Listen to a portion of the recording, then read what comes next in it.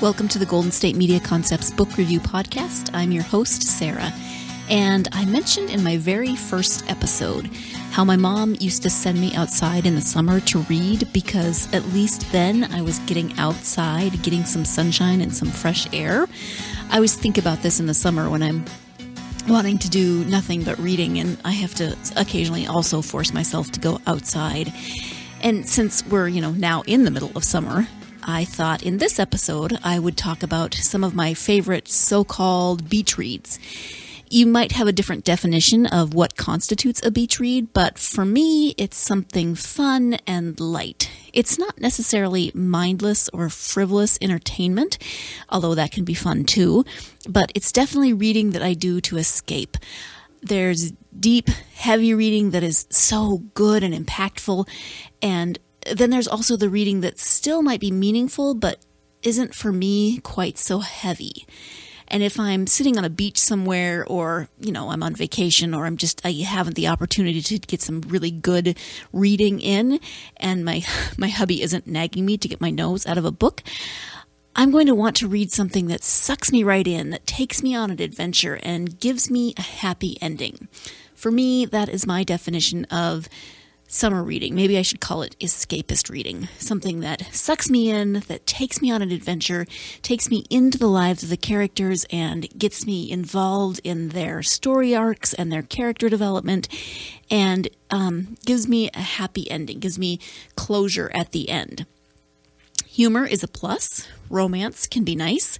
But these are the types of things that I think of when I think of summer reading. Maybe, again, I should call it escapist reading from my own personal point of reference. But that's what this episode is about. We're going to talk about my 3 choices for beach reads.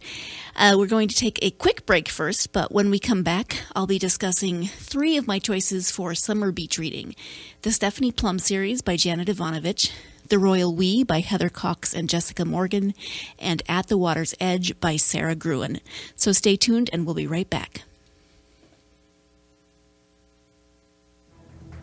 Want to find out what movies to go see? Then check out the GSMC Movie Podcast. It's your ticket to the latest movies, whether it's a new blockbuster event, romantic, comedy, or action flick. This show has got it all covered. They talk some what to go see now, don't bother, what's hot on Netflix, and everything in between. That's gsmcpodcast.com/movie-podcast. When it's all about the movies, it has to be this new show. Don't forget to like them on Facebook and follow them on Twitter. Visit gsmcpodcast.com for more info.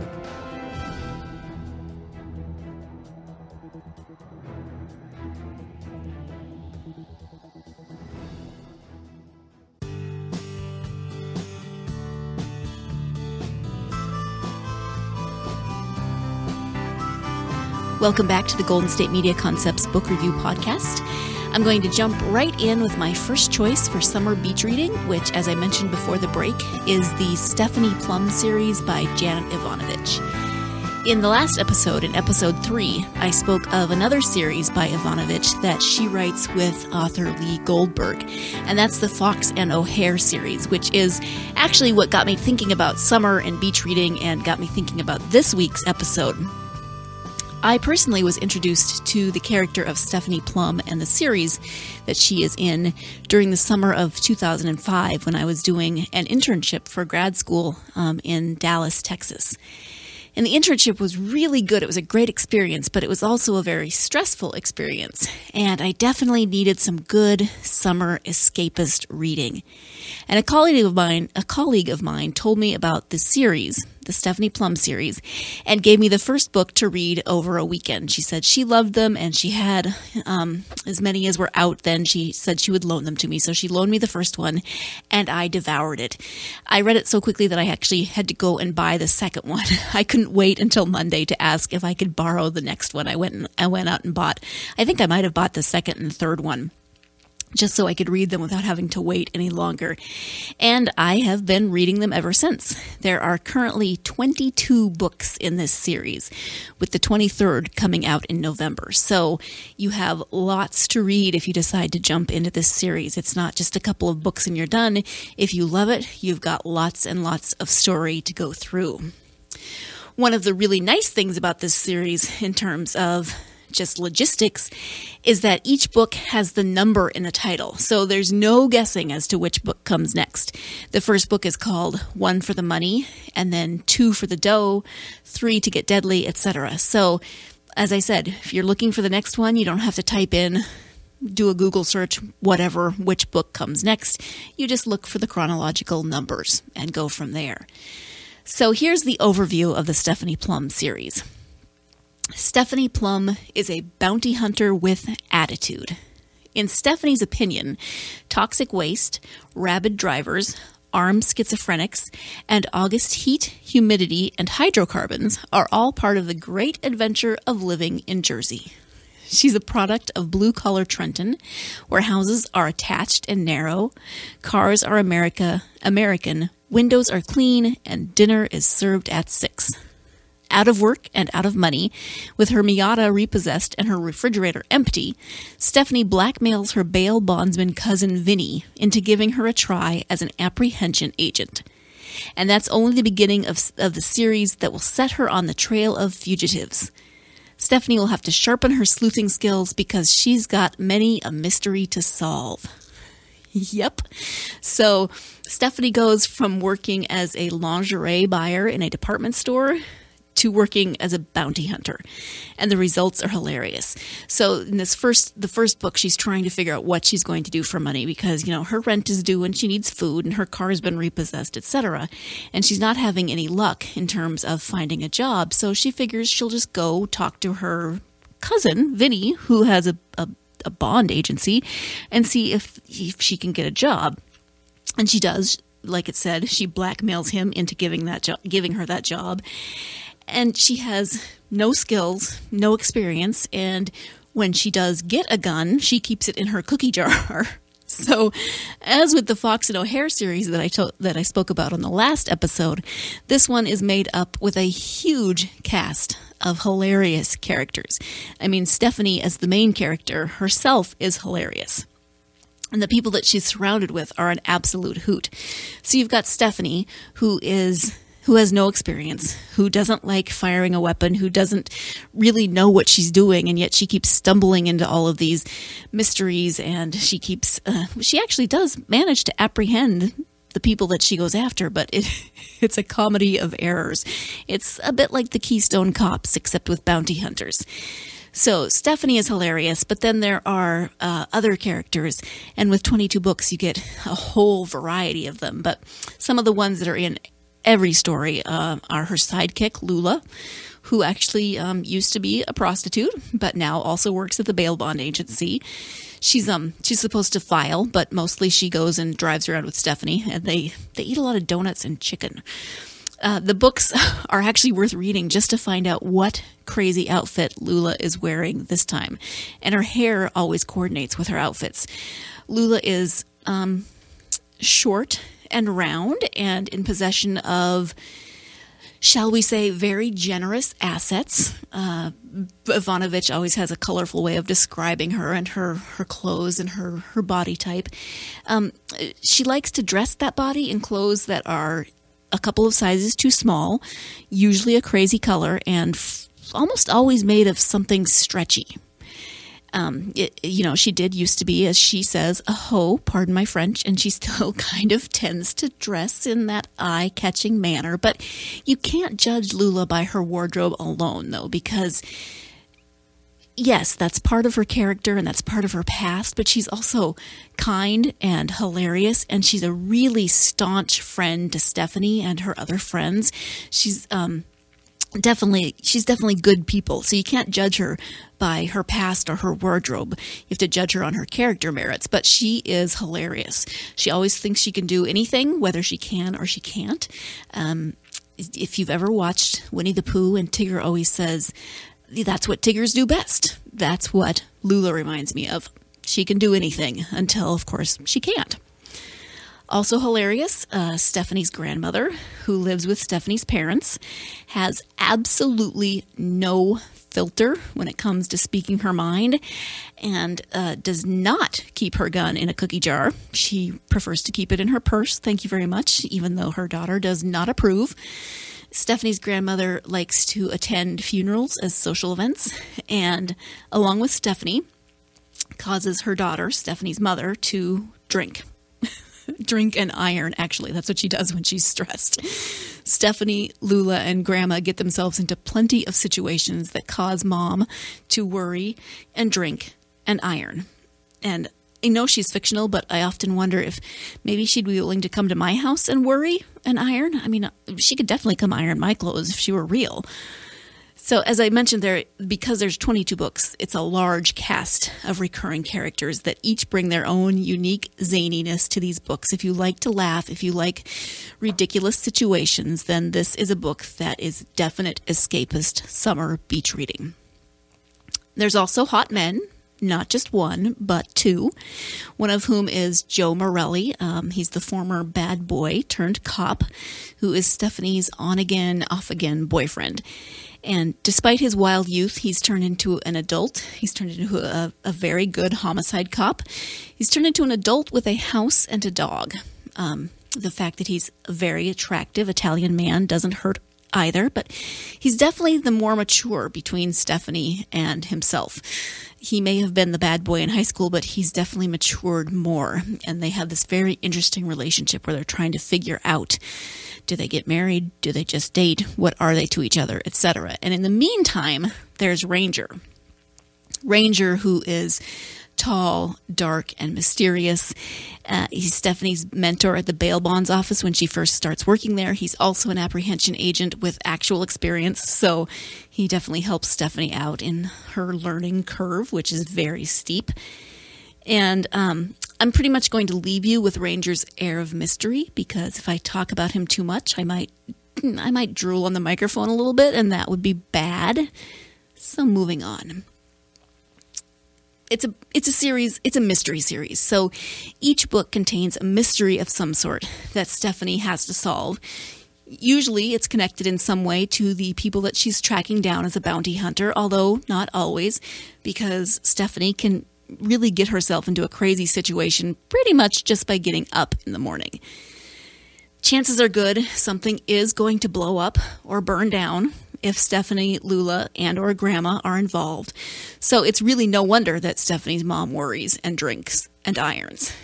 So if you're looking for a series that is funny and fun, then I can highly recommend these.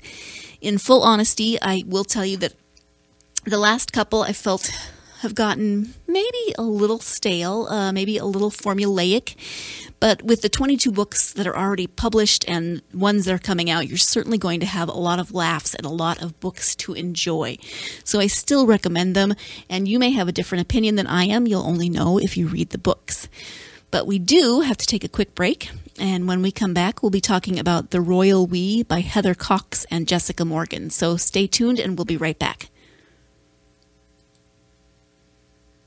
Tired of searching the vast jungle of podcasts? Now listen close and hear this out.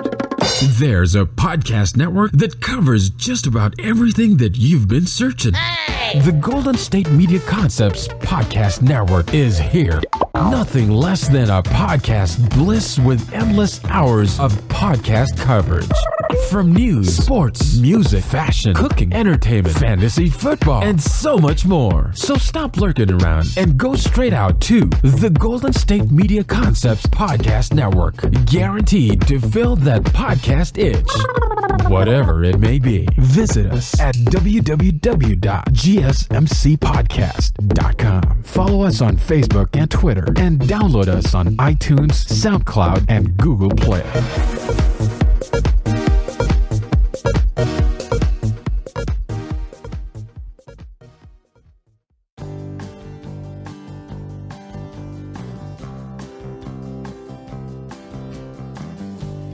Welcome back to the Golden State Media Concepts Book Review Podcast. Before the break, I was talking about Janet Evanovich's Stephanie Plum series. And now, as our second book in our Summer Beach Escapist Reading episode, I want to turn our attention to a book called The Royal We by Heather Cox and Jessica Morgan.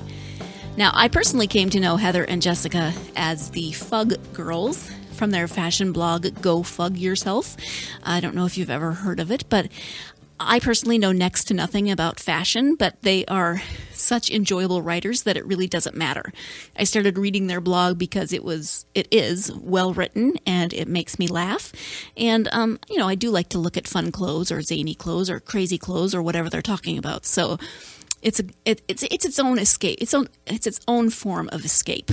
And then several years ago, they actually wrote their first book together, which was a young adult novel that was followed with a sequel.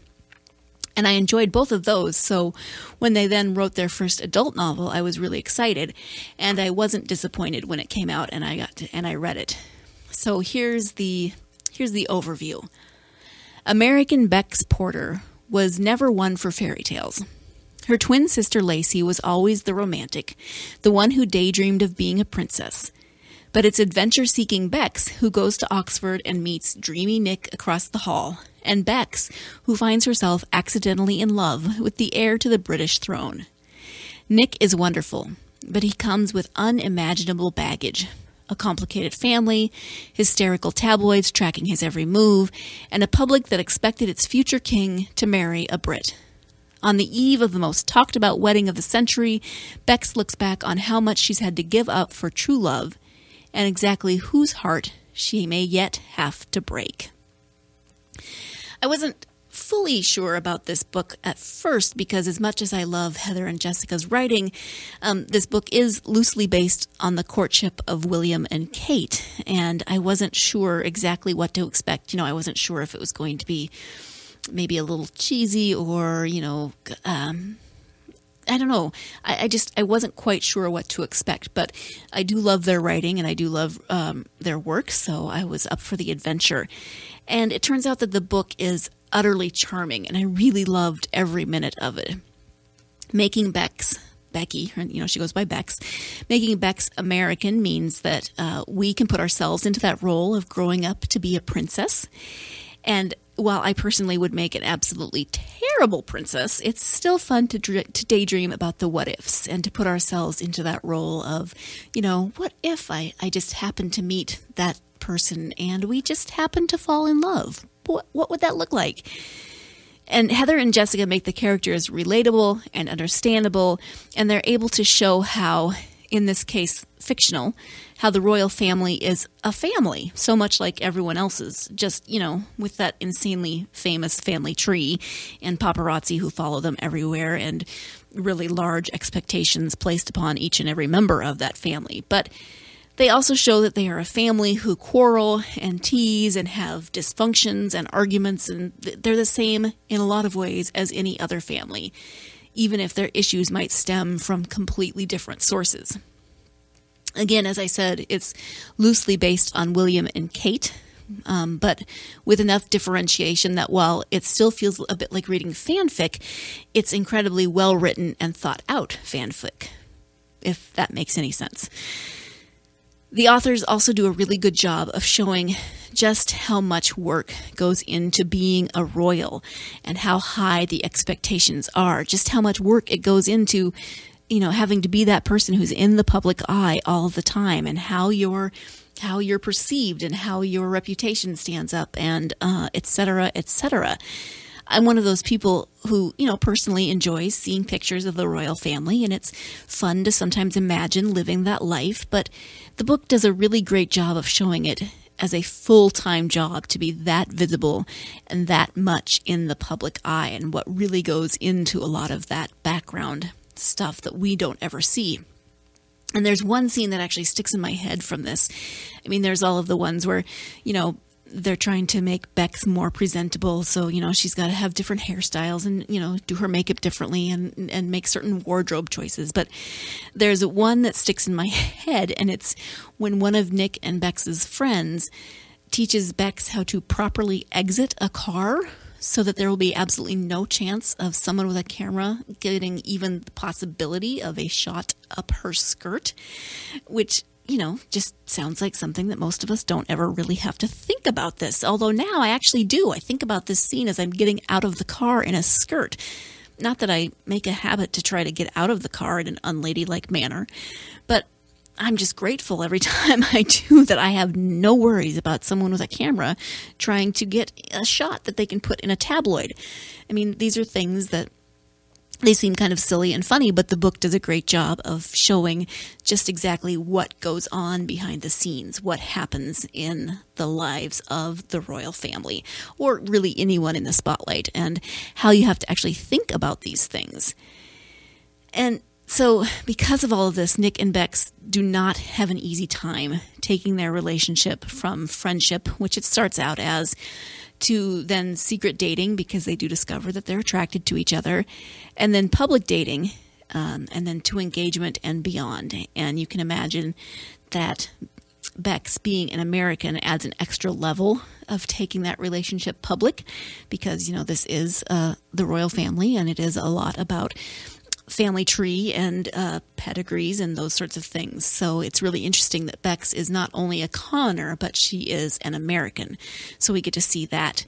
So there's drama and scandal and fights, and we get to see not only Nick and Bex interact and their relationship evolve, but the relationship with their siblings. So Rebecca has a twin sister, and there is a lot that goes into that as, they try to navigate their relationship as sisters, but as Bex increasingly becomes more visible, more, shall we say, popular, and trying to figure out, just how am I supposed to be the twin sister of someone who may someday be the Queen of England? This is not something I've ever had to even consider. So now Lacey, the twin, has to figure that out. And also the brother, Nick's brother, who's, again, loosely based on Prince Harry, and those relationships, and, just looking at different ways of the pressure of being in the public spotlight and how that affects family relationships, etc. So like I said, there's drama and scandals and fights, but there's also a lot of warmth and heart and really good character development. And there's that sweetness of their relationship. And again, the really great character development of showing how they came to be at these points in their lives, because the book opens up on the eve of their wedding, and then everything's kind of told in bits and pieces and backstory and how everything developed.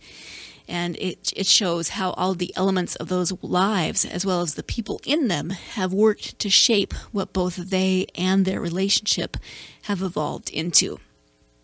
This is a standalone book, so not part of a series, unless there's something that the authors aren't telling us, which would be awesome. I mean, hey, I'd be up for a sequel. Maybe, we could work in some of those royal babies. But it is currently a standalone book, so this is the perfect summer read for a quick jaunt into someone else's world and life. It's got humor, romance, drama, and fabulous British words like snogging. So I have nothing but good things to say about this book, so I would just say go read it if you haven't already. We, in the meantime, have to take another quick break, but when we come back, I'll be moving on to my third choice for summer beach reading, which is At the Water's Edge by Sara Gruen. Stay tuned, and we'll be right back. Do you want to be healthier, yet you just don't know what to do? All these shows telling you this and that, but nothing seems to work. Well, listen close. Golden State Media Concepts has got something great for you. The Health and Wellness Podcast, dedicated to workout trends, healthy eating habits, diet, and everything about healthy living. Join us in our banters as we help you not just live life to the fullest, but live it to the healthiest.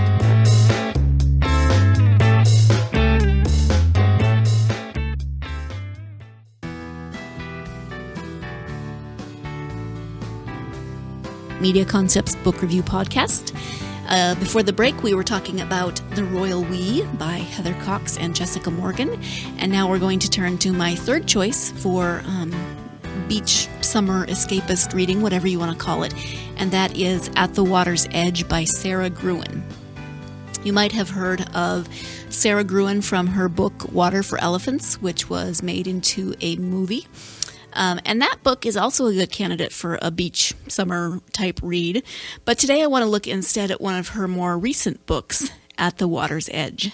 Despite its title and the theme of this episode, The Water's Edge is not, in fact, on a fabulous beach somewhere, but rather on the shore of Loch Ness in Scotland.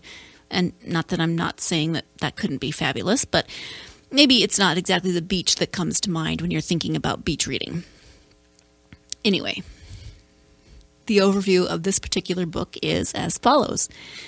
After disgracing themselves at a high society New Year's Eve party in Philadelphia in 1944, Madeline Hyde and her husband Ellis are cut off financially by his father, a former Army colonel who is already ashamed of his son's inability to serve in the war.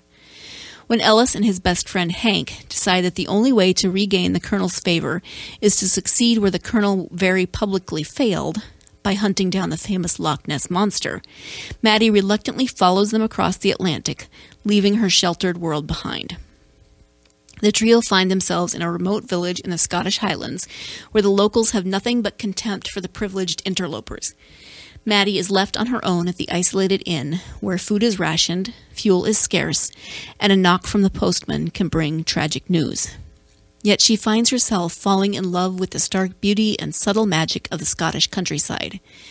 Gradually she comes to know the villagers, and the friendships she forms with two young women open her up to a larger world than she knew existed. Maddie begins to see that nothing is as it first appears. The values she holds dear prove unsustainable, and monsters lurk where they are least expected. As she embraces a fuller sense of who she might be, Maddie becomes aware not only of the dark forces around her, but of life's beauty and surprising possibilities. Now, this book isn't as light as my other two choices, but neither is it completely dark or depressing. It's more of a drama than a comedy or a light-hearted read, and yet I loved it and I was sucked in. It really does, fit into my parameters for summer escapist reading. I was sucked in. I enjoyed the characters. I enjoyed the setting, etc. The three friends, Maddie, her husband Ellis, and his friend Hank, who make the trip to Scotland, have been sheltered in such a way that they really haven't been affected by the war that much. This is 1944, so the war has been going on for a while, and yet they haven't felt the effects of it, of course, because they're in Philadelphia.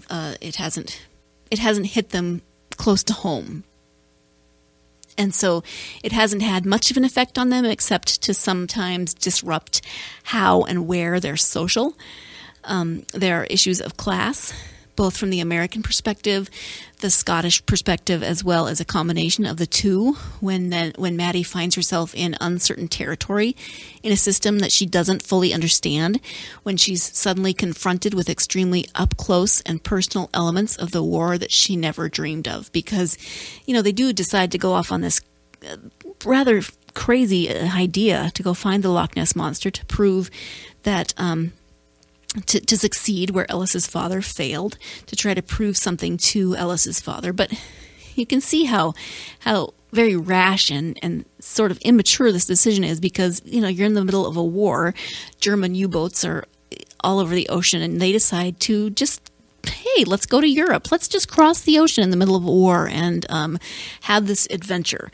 So, they're very selfish in a lot of ways, and a little shallow. And then they're confronted with this new reality when they get to Scotland.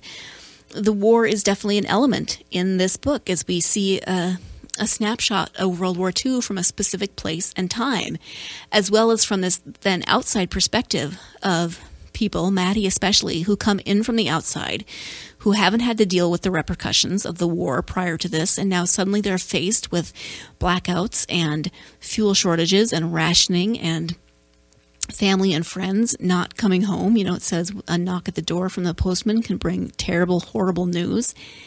So they're confronted with something that they didn't expect. I'm not sure what they expected when they went into the middle of a war, but they're confronted with the realities that they weren't prepared for. And finally, there's also the somewhat, a little bit incongruous element of searching for the Loch Ness Monster in the middle of a war, but this is what drives Maddie and Ellis and Hank to Scotland in the first place, of course. And so they go looking for the Loch Ness Monster again to try to prove something to Ellis's father. And I did have a bit of difficulty during the first part of the book in liking the characters, because they do come across as spoiled and vacuous, and Hank and Ellis really don't improve much. In fact, Ellis's character gets progressively worse throughout the book. But thankfully, the plot centers on Maddie, and part of what drives this book is her character development and how her relationships with those whom she meets in Scotland affect and change her. She really does go through this incredible character arc and character development throughout this book. And I recently read a review on this book that was extremely negative about Maddie's character and her character development. The negativity centered on Maddie and her developing friendship with a man named Angus, who is the owner of the inn where Maddie, Hank, and Ellis stay while they're in Scotland.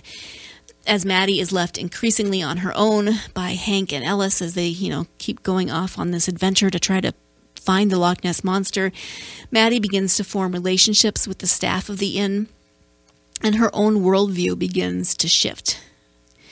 Rather than focusing on all of her relationships, both platonic and, just everyone that she encounters, rather than focusing on those relationships and her growth, this reviewer was upset because she felt like the book turned away from the genres of historical fiction and the supernatural element presented with the storyline centering around the Loch Ness Monster, and instead the novel became a romance novel with a white knight element.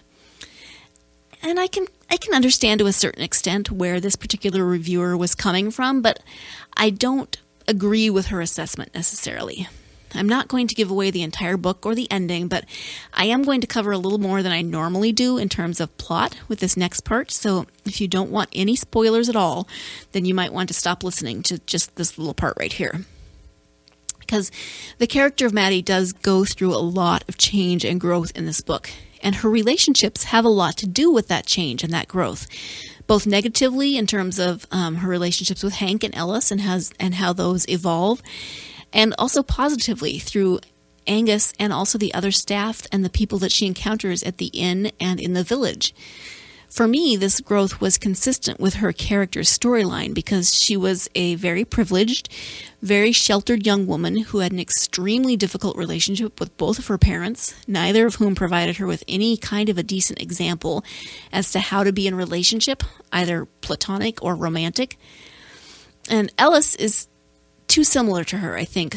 He also has no good role models when it comes to relationships, so it's really no wonder that there isn't much growth for either of them in their marriage. I think they're too similar. Neither of them had good role models, so there's not a lot of room for growth from these people that they were together at the beginning of the book.